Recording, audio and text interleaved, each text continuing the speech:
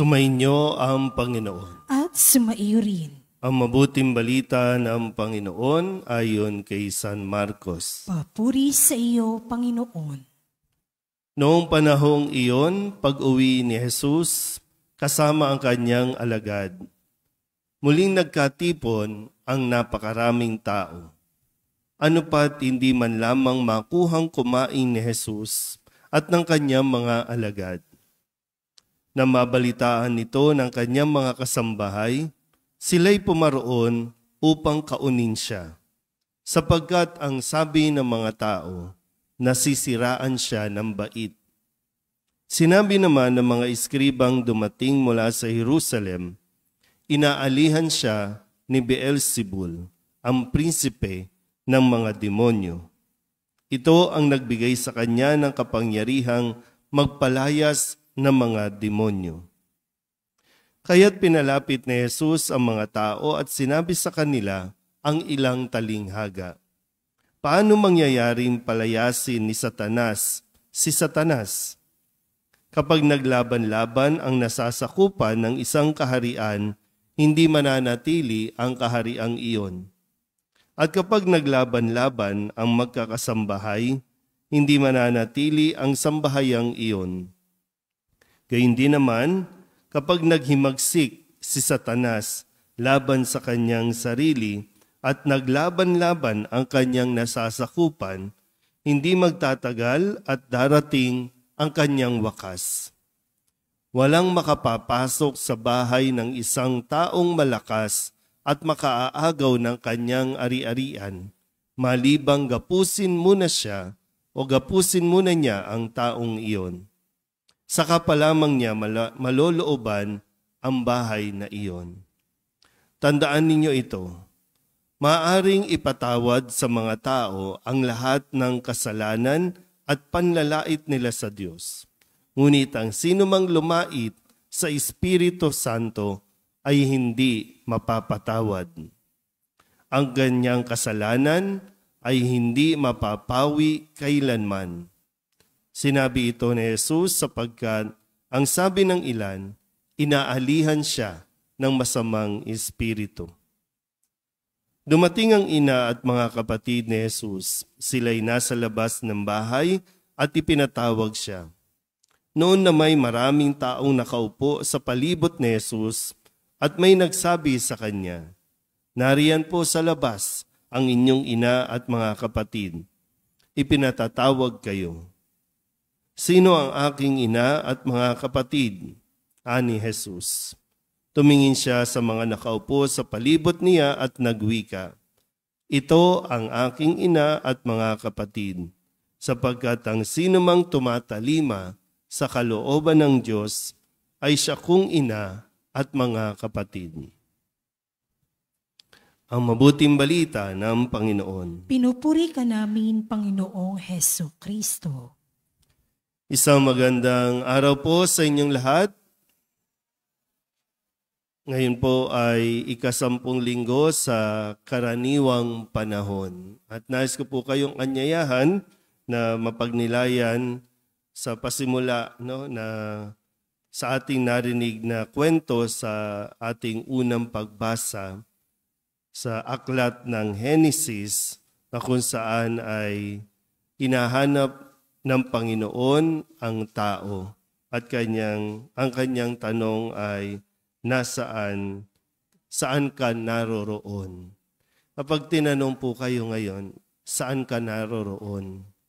Paano nyo ba ito uunawain o iintindihin? Nasaan ka ba ngayon? Sige nga po, nasaan ka ba ngayon? Kasi ang kwento natin sa unang pagbasa ay ito yung bahagi po na tinatawag o tinuturing natin na unang pagkakasala ng tao. Sa umpisa pa lang, kinausap na sila ng Diyos. Lahat ng bagay sa inyo yan, nilikha ng Diyos sa inyo, pamahalaan ninyo. Isa lang ang kabilin-bilinan niya na wag gagalawin o wag kakainin yung isang bunga, isang puno doon sa halamanan. Yun lang ang bilin. Sa tingin ko, hindi naman talaga yung masama yung prutas, yung bunga, kundi yung bunga ng pagsunod o pagsuway. Kaya ngayon, babalik ko ulit, nasaan ka ngayon? Paano mo ito sasagutin? Kasi nung tanungin ng Diyos, saan ka naroroon? Ang sabi ng lalaki, nagtatago po ako dahil ako'y hubad. Nagtatago ako. At nung tanungin siya, bakit? Sino nagsabi sa iyong hubad? Kumain ka ba ng pinagbabawal na bunga? Ano ang sagot? Ano ba pag kayo? Ano ang sasagot ninyo? Opo o hindi? Pero ang sinagot ng lalaki, kasi yung binigay niyo sa aking babae. Naintindihan po ba? Kaya tayo nagkakaproblema, walang gustong umako. Kapag nagkakaproblema, walang gustong umamin sa kanyang nagawang pagkakasala. Nagiging madali sa atin ang manisi. Titin natin ulit sa Ebanghelyo, ito yung mga habang ginagawa ni Jesus ang kanya pong gawain, ang magturo, ang magpahayag ng mabuting balita, ang magpagaling ng mga may sakit, ang tumulong sa mga dukha. Pero mayroon tayong mga narinig na sinabing nasisiraan niya ng bait. At kampon yan, mula sa masamang espiritu, kampon yan ni Beelzebul, prinsipe ng mga demonyo. Nakinig ba si Jesus? Hindi. Nagpatuloy siya sa kanyang gawain. Kaya ngayon, babalik ko ulit, nasaan ka ngayon? At kung nasaan man tayo ngayon, ay sana masaya ka kung nasaan ka ngayon. Dahil kung hindi ka masaya, malamang nagtatago ka pa hanggang ngayon kasi hindi ka dapat naririyan, nandoon ka sa isang dapat na lugar na para sa iyo. Dahil lamang iba ang pinakinggan natin. Sa unang pagbasa, nakinig yung lalaki doon sa babae. Yung babae, ipinasa yung sisi kasi nakinig siya doon sa ahas, sa demonyo. Pero si Jesus, nanatiling nakikinig sa Diyos. Pero ang tanong nga, yung tao, ngayon, sino ang mas pinakikinggan natin? Ang boses ng Diyos, ang salita ng Diyos, o ang salita ng demonyo sa pamamagitan ng mga taong nagsasabi ng mga walang kabuluhan at ikapapahamak lamang natin? Babalik ko ulit. Nasaan ka ngayon? Sino ang pinakinggan mo?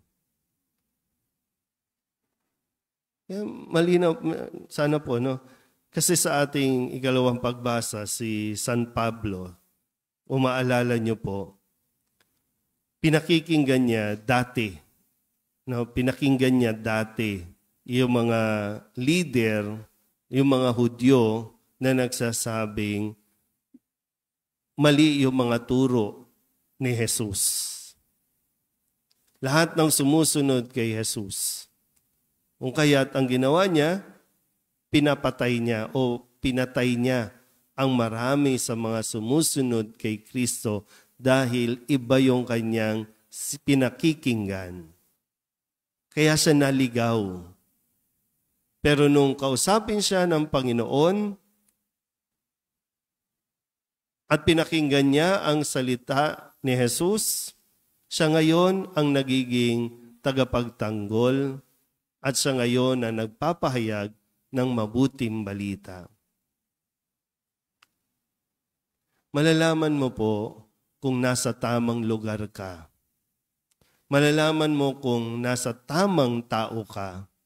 Malalaman mo kung nasa tamang sitwasyon ka.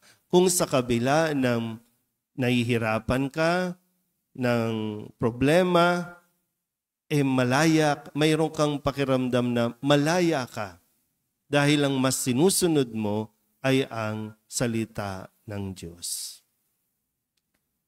So, nasaan ka ngayon? Ngayon, meron tayong sitwasyon. No? Ang sabi ng tao, dapat magkaroon na tayo ng divorce. Yun ang sabi ng tao. Yun ang ginagawang batas ng tao.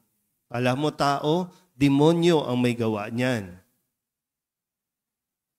Pero marami ang nakikinig kasi ang sinasabi ay para maging masaya kayo. Para mas maging malaya kayo. Siyempre, pag naghiwalay kayo ngayon, pwede ka na ulit mag-asawa ulit.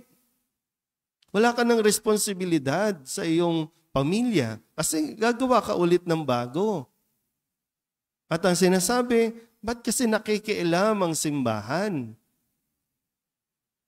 Ano ba sabi ni Jesus? Ang pinagsama ng Diyos, huwag paghiwalayin ng tao. Ngayon nga, sinasabi na natin, maghiwalay na kayo. Habang hindi pa kayo mag-asawa, maghiwalay na kayo. Ayaw nyo naman maghiwalay. So, sino ang pinakikinggan natin? Crucial yung part na yun eh. Sino ang pinakikinggan mo para mapunta ka sa lugar kung nasaan ka ngayon?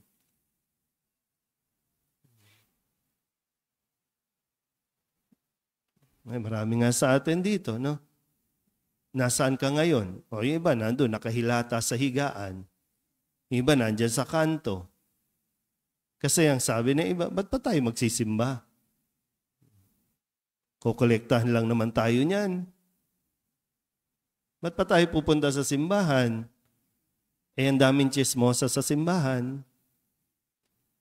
Ang daming away-away sa simbahan. Ba't pa tayo pupunta dyan? O kaya, mas pinipili natin, doon na tayo sa kanto, doon na tayo sa mall, doon na tayo sa tambayan. Pero tandaan mo, ikaw ang nagdidesisyon yan.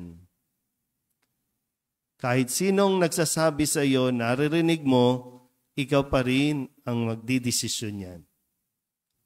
Wala kang ibang pwedeng sisihin, lalong-lalo na hindi mo pwedeng isisi sa Diyos. Bakit ka naghihirap ngayon? Hindi natin pwedeng laging sabihin na pinaparusahan ako ng Diyos, pinapahirapan ako ng Diyos. O teka, sino bang nagdidesisyon sa buhay mo? At sinong nag-i-influence sa iyo para dyan sa desisyon mo kung nasaan ka ngayon? Pero hindi pa huli ang lahat, no?